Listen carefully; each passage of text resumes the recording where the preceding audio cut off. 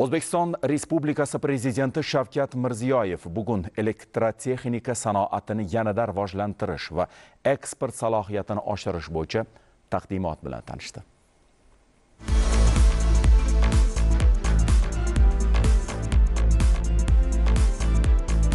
Elektrotexnika sanoati zamonaviy texnologik dunyoning asosiy tarmoqlaridan biri hisoblanadi. Mazkur yo'nalish zavodlar, transport, aloqa tizimlari va maishiy texnika kabi sohalarning uzluksiz ishlashini ta'minlovchi jihozlarni ishlab chiqarishda asosiy o'rinni egallaydi. Elektrotexnik yechimlarsiz sanoat va infratuzilmani rivojlantirish imkonsiz. Bugungi kunda bu tarmoq yangi texnologik an'analar va energiya samaradorligiga bo'lgan talablarga mos ravishda faol tarzda o'zgarmoqda. Sohada xususiy sektor hissasi ortib, yangi tajribalar keng joriy etilyapti. Qayta tiklanadigan energiya manbalarining ulushi oshyapti. Bu esa ishlab chiqarish quvvatlarini modernizatsiya qilish va texnik bazani yangilashni talab etmoqda.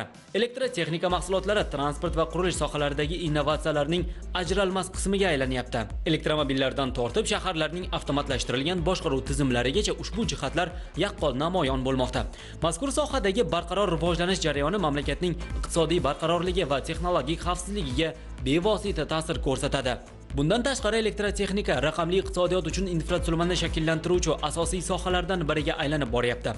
U sun'iy intellekt, katta ma'lumotlar, big data ni qayta ishlash, ishlab chiqarish jarayonlarini avtomatlashtirish kabi yo'nalishlarni joriy etish uchun asosiy platforma vazifasini o'taydi. Bu samaradorlikni oshiradi, xarajatlarni kamaytiradi va turli sohalarda yangi imkoniyatlar yaratadi.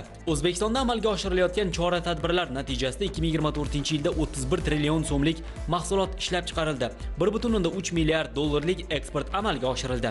516 million dollarlik investitsiyalar o'zlashtirilib, 85 ta yangi korxona ishga tushirildi.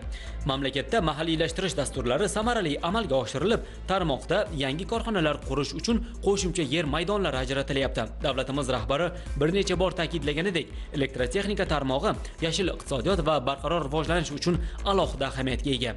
So'nggi 7 yilda eksport hajmi 7 baravarga oshib, 60 dan ortiq davlatga eksport amalga oshirilmoqda. Prezidentimizning elektrotexnika sanoatini rivojlantirishni yangi bosqichga olib chiqishga doir qo'shimcha chora-tadbirlar to'g'risidagi qarori sanoatni yanada rivojlantirishga katta turtki bo'lgan asosiy omillardan biri bo'ldi. U yuqori qo'shilgan qiymatga ega mahsulotlar ishlab chiqarishni rag'batlantirish va jahonning taniqli brendlarini jalb etish kabi vazifalarni aniq belgilab berdi. Ustuvor yo'nalishlardan biri global iqtisodiy o'zgarishlar sharoitida mazkur tarmoqni rivojlantirish yo'nalishini to'g'ri tanlash hisoblanadi. 2025-yilda sohada ishlab chiqarish hajmini 43 trillion so'mga yetkazish, qariyb 5 trillion so'mlik mahsulotlarni mahalliylashtirish ko'zda tutilgan. Investitsiya dasturi doirasida umumiy qiymati 656 million dollar bo'lgan 71 ta loyiha amalga oshirilib, 4600 ta yangi ish o'rni tashkil etilishi rejalashtirilgan. Eksport ko'rsatkichlari ham yangi rekordlarni qayd etishi kutilmoqda. Prognozlarga ko'ra eksport hajmi 1,7 milliard dollarga yetishi, o'zbek mahsulotlari esa 70 ta davlat bozorida munosib joy egallashi maqsad qilingan. Sirasini aytganda, elektrotexnika sanoati milliy taraqqiyotning asosiy unsurlaridan biriga aylanmoqda. Sohaning moslashuvchanligi va mustahkam asosga ega ekani mamlakatning iqtisodiy qudrati oshishiga, zamonaviy muammolarni ijobiy hal etilishiga, yuqori texnologik sanoatni rivojlantirishga va jahon bozorida o'z mavqeini mustahkamlashga xizmat qiladi. Bugun O'zbekiston Respublikasi Prezidenti Shavkat Mirziyoyev elektrotexnika sanoatini yanada rivojlantirish va eksport salohiyatini oshirish bo'yicha taqdimot bilan tanishdi. So'nggi yillarda mamlakatimizda bu yo'nalishda izchil islohotlar amalga oshirilib, zamonaviy quvvatlar barpo etildi. Ishlab chiqarish va eksport hajmlari ortib bormoqda. Masalan, joriy yilning 9 oyida tarmoqda ishlab chiqarish hajmi 16,3% ga o'sib, 34 trillion so'mga yetdi. Eksport 970 million dollarni tashkil qildi. Shu bilan birga sohada hali ishga solinmagan imkoniyatlar ko'p, xususan yuqori qo'shilgan qiymatli mahsulotlar ulushini oshirish, misni chuqur qayta ishlash va eksportni diversifikatsiya qilish dolzarb vazifa bo'lib qolmoqda. Ayni vaqtda mis mahsulotlari eksportining atigi 60% yuqori qo'shilgan qiymatli tovarlar ulushiga to'g'ri kelyapti. Taqdimotda mamlakatimizda chuqur qayta ishlashni rag'batlantirish, bu borada mahalliy ishlab chiqaruvchilarni yanada qo'llab-quvvatlashga qaratilgan takliflar ko'rib chiqildi. Jumladan, korxonalarning energiya tejaydigan uskunalar xaridiga ko'maklashish, kredit foizlarining 5% dan yuqori qismini davlat tomonidan qoplash, soliq va bojxona to'lovlari bo'yicha yengilliklar berish rejalashtirilgan. Tarmoqda an'anaviy turdagi mahsulotlarni ishlab chiqarish bilan birga yuqori texnologik turlarni o'zlashtirish, jumladan elektronika va yarim o'tkazgichlar sohasiga kirib borish zarurligi ko'rsatib o'tildi. Yangi loyihalar hisobiga kelgusi yillarda yurtimizda mis ishlab chiqarish hajmi 250 ming tonnaga, 2030-yilga borib esa 500 ming tonnaga yetishi kutilmoqda. Mutasaddilar ushbu xomashyo bazasidan foydalanib, uning negizida yuqori qo'shilgan qiymatli mahsulotlar ishlab chiqarishga qaratilgan loyihalar to'g'risida axborot berdi. Serverlar, sanoat elektronikasi, konditsionerlar, quyosh panellari, nazorat, o'lchov va avtomatika vositalari, smart kartalar ishlab chiqarishni yo'lga qo'yish shular jumlasidan. Umuman, bu yo'nalishda 2,1 milliard dollarlik 157 ta loyiha shakllantirilgan bo'lib, ular orqali 14,5 ming yangi ish o'rni yaratiladi. Taqdimotda hududlardagi elektrotexnika texnoparklarining faoliyati ham ko'rib chiqildi. Ayni paytda milliy mahsulotlarimizni xalqaro bozorlarga chiqarish imkoniyatlari kengaymoqda. O'zbekiston Standartlar instituti Xalqaro elektrotexnika komissiyasi baholash sxemasiga a'zo organ sifatida qabul qilindi. Bu mamlakatimizda ishlab chiqarilgan mahsulotlar sertifikatlarining 53 davlatda tan olinishini ta'minlaydi. Texnik jihatdan tartibga solish agentligi yevropalik hamkorlar bilan muvofiqlikni baholash tizimini yo'lga qo'ymoqda. Bu orqali O'zbekistonda ishlab chiqarilayotgan mahsulotlarga Yevroittifoq talablariga moslikni tasdiqlovchi CE belgisi beriladi. Bu esa Yevropaga eksport hajmini kamida 2 barobar oshirish imkonini yaratadi. Prezidentimiz elektrotexnika sanoatini rivojlantirishda eng asosiy maqsad mamlakatimizda mazkur yo'nalishda faoliyat olib borayotgan milliy ishlab chiqaruvchilarga yanada ko'proq imkon yaratish zarurligini alohida ta'kidladi. Bunda soliq va bojxona to'lovlari bo'yicha yengilliklar berish, mavjud talablarni soddalashtirish muhimligiga e'tibor qaratildi. Davlatimiz rahbari rejalashtirilgan chora-tadbirlar va loyihalar ijrosini jadallashtirish, eksportning o'sish sur'atlarini saqlab qolib, yangi bozorlarga chiqish bo'yicha aniq topshiriqlar berdi. Hurmatli prezidentimiz boshchiliklarida bugun elektrotexnika sanoatini yangi bosqichlarga ko'tarish bo'yicha tanqidiy yig'ilish bo'lib o'tdi. Bunda hurmatli prezident avvalambor bugungi kunda raqobat kuchayotgan bir davrda dunyodagi bu tebranishlar va bu sohaga ta'sirini o'rgangan holda biz mutasaddilardan bunga qanday tayyorgarlik ko'ryapmiz va oldimizda turgan vazifalarni bajarish yuzasidan muhokamalar bo'lib o'tdi. Hurmatli prezidentimiz oldimizga qo'ygan vazifalardan biri bu misni chuqur qayta ishlashga e'tibor qaratish edi va bu yo'nalishda sohamiz korxonalar tomonidan amalga oshirilayotgan loyihalar haqida to'xtalib o'tdik va birma-bir qo'shilgan qiymat qanday bo'ladi va nima mahsulotlar o'zlashtirishimiz yuzasidan taqdimotlar qildik. Eng avvalambor bu yo'nalishda yangi import o'rnini bosuvchi kabel sim mahsulotlar, ya'ni 110-220 kilovatli kabellarni o'zlashtirish va bunga yillik xorijiy kompaniyalarni jalb etish yuzasidan taqdimotlarni qildik. Jumladan Saudiya Arabistonining Riyad kabel korxonasi taqdimotini qildik va u amalga oshirayotgan loyihalar.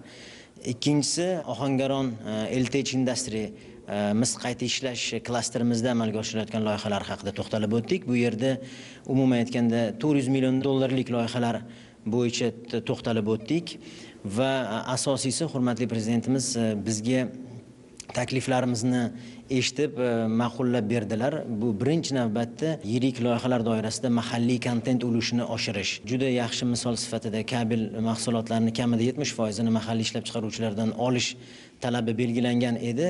Bu tajriba o'zini natijasini oqlaganligi sababli bu tajribani yana kengaytirish, transformatorlar, shitlar va boshqa mahsulotlarga ham kengaytirish yuzasidan topshiriqlarni berdilar. Ikkinchisi yirik loyihalar doirasida mahalliy ishlab chiqaruvchilarni importyorlarga tenglashtirish yuzasidan qo'shilgan qiymat solig'ini to'lashdagi vaziyatni mahalliy ishlab chiqaruvchilar bilan tenglashtirish yuzasidan takliflarimizni qo'llab-quvvatlab berdilar. Buning natijasida dastlabki hisob-kitoblarimizga qaraganda 120 million dollarlik mahsulotlarni qo'shimcha ravishda shu mahalliy kontent orqali yetkazib berish imkoniyati bo'ladi.